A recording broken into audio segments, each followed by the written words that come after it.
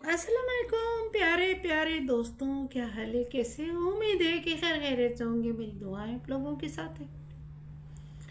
और आप लोग तो मुझे दुआएं नहीं दे रहे हो ना। मेरा जो है ना चैनल ग्रो हो रहा है, ना मेरे कमेंट आ रहे हैं, ना मेरे लाइक आ रहे हैं, ना मेरे शेयर कर रहे हैं कोई वीडियो, ना मेरे सब्सक्राइबर बढ़ रहे हो। माय गॉड, क्या होगा ये? मेरा हाल बहुत बुरा है। मेरे सब्सक्राइबर ही नहीं बढ़ रहे। कितनी दफ़ा मैंने आप लोगों को कहा कि प्लीज़ अपने दोस्तों के साथ शेयर करें, अपने दोस्तों को मेरी तरफ से रिक्वेस्ट करें कि भाई सब्सक्राइब करें चैनल को, ताकि मेरी सब्सक्राइबर बढ़े और मैं थोड़ा सा फ़ायदे में हो जाऊँ। लेकिन नहीं, आप लोगों ने तो मेरे साथ दुश्मनी वाला काम करना है ना। चल खैर, कोई बात नहीं, अल्लाह मालिक है, अल्लाह करने वाला है। सही है ना? अगर आप नहीं कर रहे हो मेरा हेल्प, तो अल्लाह तो करने वाला है ना, अल्लाह मददगार है। और आज का व्लॉग, कल की अधूरी कहानी जो मैंने छोड़ी थी,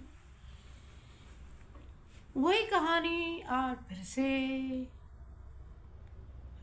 थोड़ा उसको गुनगुनाएंगे, म्यूज़िक की तरह, आवाज़ सांस की तरह और आवाज़ की तरह चलते हैं। और कहानी जो है ना, कल वो शहज़ादे की कहानी जो मैंने आप लोगों के साथ शेयर करी थी, और कहाँ छोड़ा था मैंने कि महल गायब हो गया था। और महल गायब हो गया तो लकड़हारे की बेटी उसके वालिद के साथ अपने घर वापस आ गई थी। और दूसरे दिन फिर उसने अपने वालिद को बहुत मतलब आ, प्यार से कहा कि अब्बू जी, मैं भी आपके साथ चलूँगी जंगल। मुझे बहुत मज़ा आता है कि मैं जंगल चलूँ। और फिर उसके अब्बू जी को तो पता ही नहीं था कि मेरी बेटी किसी को दिल दे चुकी है। उसके अब्बू जी को क्या पता था कि मेरी बेटी किसी को दिल दे चुकी है। तो अब्बू जी ने कहा चलो ठीक है, नो प्रॉब्लम, चलो तुम मेरे साथ। तो फिर चली गई जंगल। इसका वालिद जो है ना इधर उधर हो गया। ये लकड़ियों के पीछे वो कहीं दूर निकल गया। इसको कहा आप यहीं पे मेरा इंतज़ार कीजिएगा, और जितना हो सके लकड़ी अगर मिले तो इकट्ठा कर ले, नहीं मिले तो बस आप बैठ कर मेरा इंतज़ार कीजिएगा, मैं भी लकड़ियाँ काट वाट के आता हूँ। वालिद तो उसका गया दूर।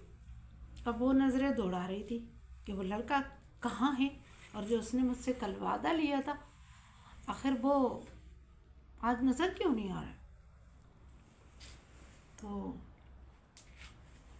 थोड़ी देर के बाद जब उसने पलट कर देखा तो लड़का उसके पीछे खड़ा है।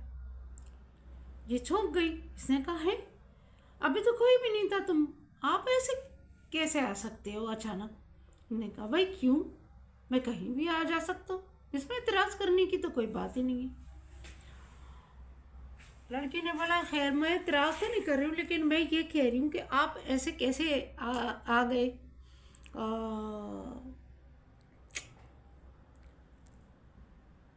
यानी कि गैबों की तरह, जैसे गैब बंदा होता है और फिर अचानक हाजिर हो जाता है। खैर, लड़की ने फिर भी इस बात को इग्नोर कर दिया कि चलो हो सकता है मेरी गलत फहमी हो, और वो मेरे पीछे आकर खड़ा था चुप के, मुझे पता नहीं चला। लड़के ने कहा चलो ना महल चलते हैं। लड़की ने कहा कल तो मैंने देखा था कोई ना महल था, ना महल की कोई निशानी थी। लड़के ने बोला हो समझा करो ना, तुम्हारी नज़रों का कोई एर पैर होगा, महल तो कड़ा है, वैसे ही है जैसे कल था, आओ बेशक आप देख लो। जब लड़की उसके साथ चली गई, महल देखा, वाकई सही सलामत महल खड़ा था। लड़की हैरान हो गई कि ये क्या माजरा है। कभी महल है तो कभी नहीं है। उसने कहा शायद मेरी नज़रों का धोखा होगा, शायद मेरी नज़रों का कोई मसला होगा। तो फिर भी लड़की ने इस बात को भी इग्नोर कर दिया कि चलो भाई ठीक है, हो सकता है मेरी गलत फहमी। लड़कियाँ होती है ना सीधी सादी। ये तो आप लोगों को पता होगा, लड़कियाँ तो होती सीधी सादी है।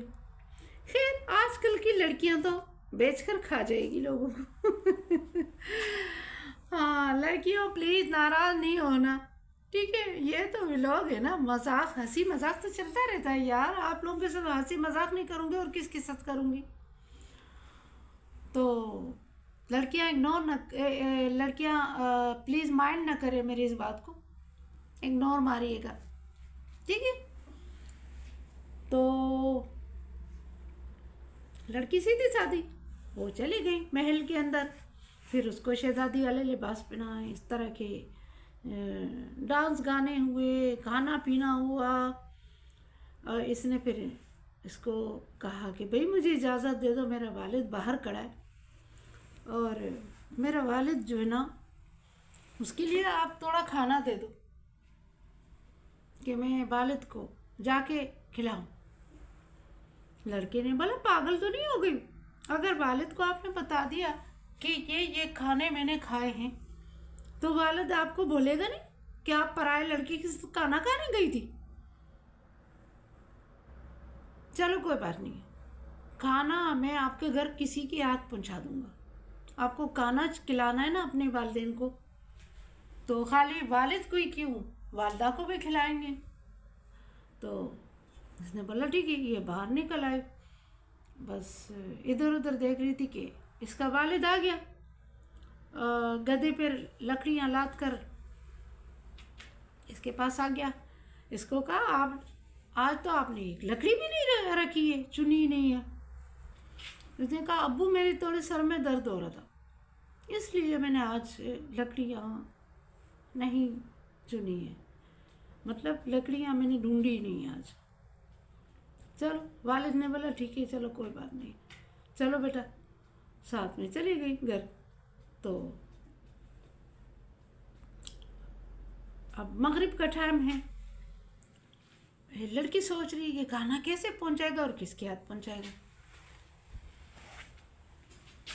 और सोच में भी पड़ी हुई है कि या अल्लाह ये क्या माजरा है कि कभी महल गायब होता है, कभी महल हाजिर होता है, कभी लड़का मेरे पीछे खड़ा होता है, मैं ढूंढ ढूंढ के थक जाती हूँ और वो मेरे पीछे खड़ा होता है।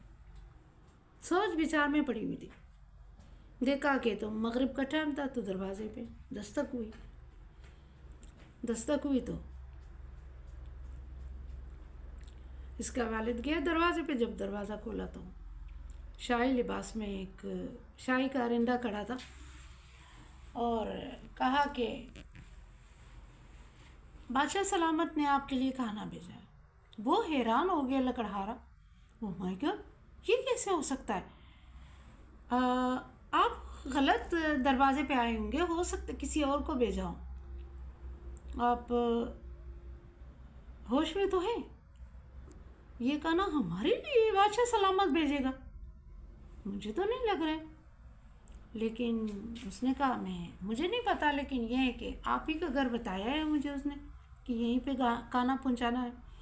खाना वाह क्या खाना था, शाही खाना। तो आप लोगों को पता है कि बादशाहों का कैसा खाना होता है। वाह वाह वाह वाह, उसके माँ बाप तो फूले नहीं समा रहे थे खुशी के मारे। इतना ज़बरदस्त खाना एक लकड़हारे के घर।